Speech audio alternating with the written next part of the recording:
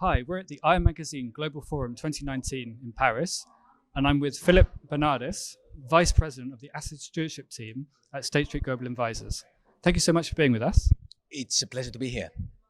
And I thought to start with, could you tell us a bit about the Asset Stewardship Team, the Asset Stewardship Program at your firm? Sure.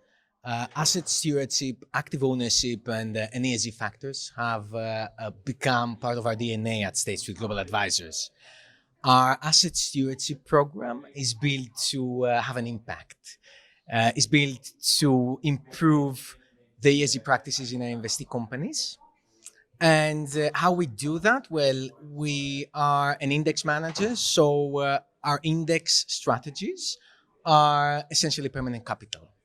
So we cannot walk away from a company so long as it is in the index.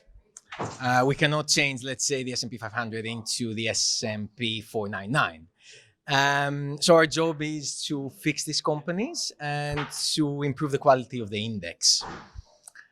How we do this? Well, using our voice, engagement, and vote as shareholders in order to drive positive changes in our investee companies and ultimately enhance long-term value creation on behalf of our clients.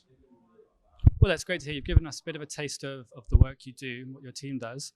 Maybe can you give us a bit of an idea of what companies can be doing, what you'd like to see companies doing, particularly in the ESG area, how you'd like them to engage with you on those topics?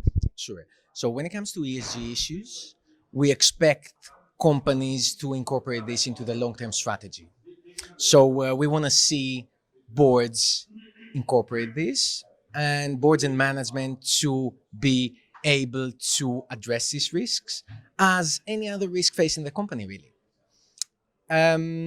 Also, I think when it comes to climate risks, what we see companies, in many companies, we actually see that there is like some sort of, I should say, like short-term perspective.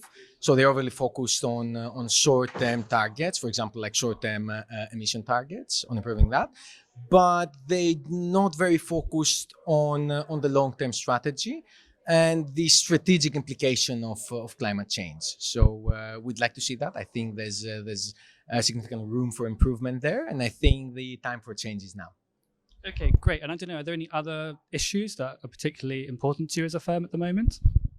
I think when it comes to boards, well, good governance starts at the board.